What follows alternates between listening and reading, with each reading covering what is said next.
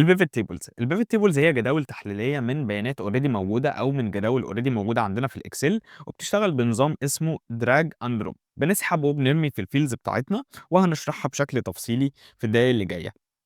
طيب من خلال شرح عملي عندنا الجدول ده مثلًا حابين نعمل منه جدول محوري أو pivot table. بكل بساطة عشان نضيف pivot table بنتوجه لinsert ribbon وبنضغط على pivot table، فبييجي يخيرنا بيقول لنا from table and range والّا من external data source لو إحنا عندنا في SharePoint أو بيانات خارجية حابين نضيف منها pivot table. لأ إحنا عندنا from table and range فبنضغط عليها، فبشكل تلقائي بيحدد لنا الrange اللي إحنا كنا already واقفين عليه بالشكل ده. فبييجي يقول لك والله الtable بتاعك هو موجود في sheet 1 من الخلية A1 لA25 أو E25. هو ده بالضبط، هو ده الحيز بتاعي.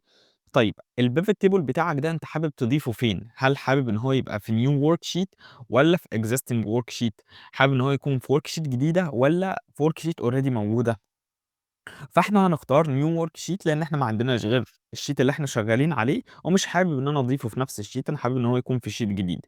طيب لو طبعًا اخترنا existing worksheet فهو بييجي يقول لك الlocation حابب تضيفه فين، حابب تضيفه في الخلية دي، في الخلية دي، في الخلية دي. لو في sheet جديد بتقدر تحددها منه، لأ أنا عايزه في new worksheet زي ما قُلنا.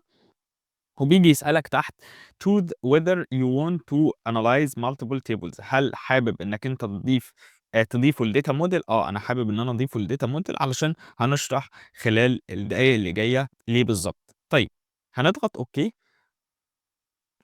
كده اتضاف معانا، بتظهر لنا طبعًا الpivot table fields الخاصة بالpivot table بتاعنا، ولمّا بنقف في أي خلية خارج حيّز الpivot table بتختفي معانا. لمّا بنرجع نقف في أي جانب من الجوانب الخاصة بالpivot table بترجع تظهر لنا مرّة تانية. لو خدنا بالنا أول حاجة فوق هنلاقيه أظهر لنا الrange اللي إحنا كنا محددينه، وفي agent name hiring date department performance quarter. دي الheaders الخاصة بالrange اللي إحنا كنا حددناه. يعني إحنا عندنا الagent name الhiring department performance quarter وهكذا. طيب يعني إيه نظام drag and drop اللي إحنا كنا اتكلمنا عنه من دقايق؟ هو عن طريق تسحب وترمي. طيب أنا حابب أضيف الagent name ده على هيئة صفوف، يبقى عبارة عن الأسماء موجودة على هيئة صفوف تحت بعض. فده هاعمله إزاي؟ بكل بساطة باسحب الagent name وباحطه في الrows، فبشكل تلقائي ضاف لي أسماء الموظفين في rows بشكل مباشر. طيب أنا عايز أضيف قصادها ال الperformance مثلًا، فبشكل تلقائي باجي أضيفه قصادها كvalues. طيب لو أنا جيت مثلًا في الdepartment حطيته في الcolumns ابتدى يفسّر لي الperformance بتاعهم كان متقسّم على أي department. ليه؟ لإن هو بكل بساطة كده إحنا حطينا ال الdepartments بتاعتنا على هيئة columns موجودة على هيئة أعمدة، تمام، وتحتها الsum of performance الإجمالي الخاص بالperformance اللي إحنا كنا حددناه. طيب لو أنا عايز أضيف مثلًا أقسّمهم بالquarter، أنا ممكن كمان آجي أضيف الquarter هنا، فابتدى يظهر لي صفين من البيانات الخاصة الcolumns. يعني ابتدى يظهر عندي صف كده خاص بالIT وتحته الIT والmanufacturing والmarketing والquality assurance وهكذا، اللي هي أسماء الإدارات اللي كانت موجودة عندنا في الجدول أو في الrange بتاعنا. وتحتها تحت كل واحد منهم متقسم لي الquarters الخاصة بيه. طيب إحنا ممكن نشيلها من هنا، ممكن نشيلها. طيب ممكن نعكسها، بتعكس إزاي أو بتغيّر إزاي؟ بكل بساطة بتسحب تخلّي مين قبل مين. طيب لمّا جينا عكسناها اتحوّل معانا لquarter 1 فوق وquarter 2 تحت وهكذا. ولذلك أنت ممكن تلاقي إن كلمة IT مثلًا موجودة هنا وموجودة هنا، ده معناه إن هي كانت موجودة في Q2 وموجودة في Q4. الmanufacturing موجود في الQ ال4 أو الQs ال4 وهكذا. طيب لو حابين نشيلها أصلًا من هنا بكل بساطة right click أو left click بتظهر لنا الdrop list دي. بيبتدي يسألك تنقلها لفوق، عايز تنقلها للبداية خالص، عايز report filter، عايز تremove. أنا عايز أremove فخلاص اتشالت معايا، فاتبقى معايا الquarters بس.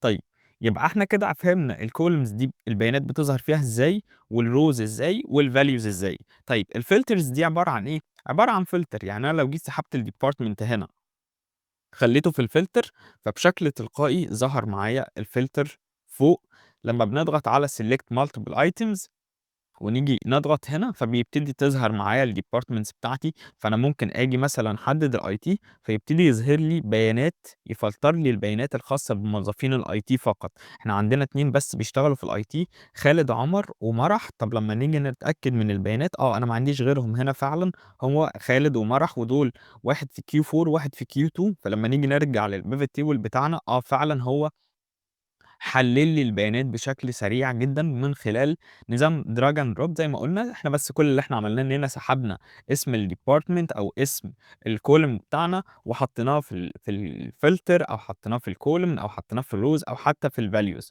طيب ممكن نselect أكتر من إدارة، طبعًا ما فيش مشكلة، تقدر تselect البيانات بالشكل ده. طيب عايزين نلغي الfilters خالص، بنرجع نحددهم كلّهم، أو ممكن نعمل unfilter بشكل كامل، خلاص كده بتتشال معايا. أو لو إحنا عايزين نزيل الفلتر تمامًا، ممكن نيجي نعمل له remove خالص. طيب تعالوا نجرّب حاجة تانية، وهي إن إحنا نسحب الفلتر نخلّيه تحت في الrows، فابتدى يظهر معايا اسم كل موظف وتحته هو في أي إدارة. طب لو جينا عكسنا خلّينا ده تحت، فابتدى يظهر لنا الإدارات وتحتها الموظفين اللي بيشتغلوا فيها. طيب ممكن نيجي نعمل هنا right click ونضغط على collapse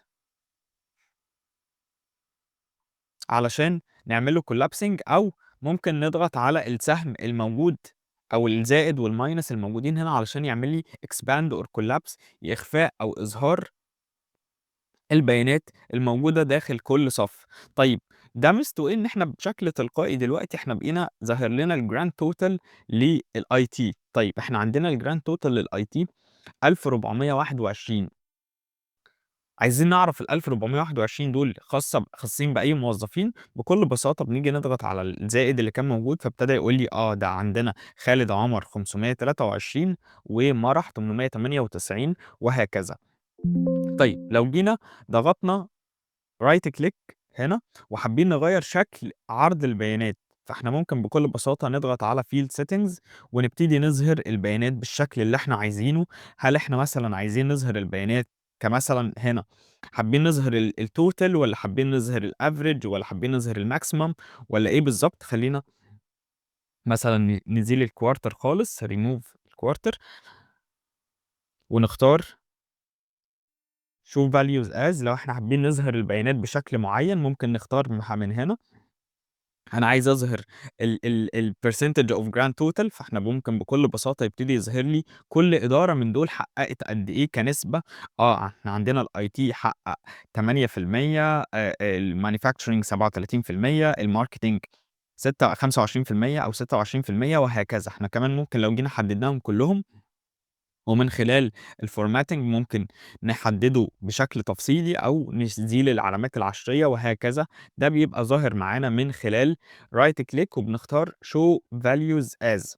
طيب إحنا زي ما كنا قُلنا من شوية إن إحنا ممكن نختار الsettings. إحنا حابين نظهر الvalue settings، إحنا حابين نظهر الإجمالي والّا الcount والّا الaverage والّا الmaximum والّا إيه بالضبط؟ يعني إحنا لو جينا مثلًا اخترنا الcount، أوكي، ونيجي خلّينا show values as، إحنا برضه ممكن نجيبها من هنا، تمام، أو ممكن نجيبها من الsettings نفسها إن إحنا نختار show values as ونختار نوع البيانات اللي إحنا حابين نظهرها تبقى بأي عرض أو بأي شكل من الأشكال. فابتدى يظهر لي يقول لي عدد الموظفين اللي بتشتغل داخل كل إدارة كام، لإن إحنا اخترنا count. فإحنا مثلًا الIT 2 اللي هو خالد ومرح اللي إحنا قُلنا عليهم، الmarketing 6. مين ال6؟ عندنا أحمد رفعت، عندنا سارة، شادي، يارا، عماد، إسراء وهكذا. كل دي أدوات موجودة في الpivot tables إحنا بنقدر نشتغل عليها. طيب إحنا كمان ممكن نيجي في الsettings نفسها. أنا مش عايز أظهر كلمة count of performance، أنا عايز أظهر كلمة count بس أو count of employees أو أيًا كان. بكل بساطة بنختار من هنا وبيبتدي يتغير معايا بشكل تلقائي بالشكل ده.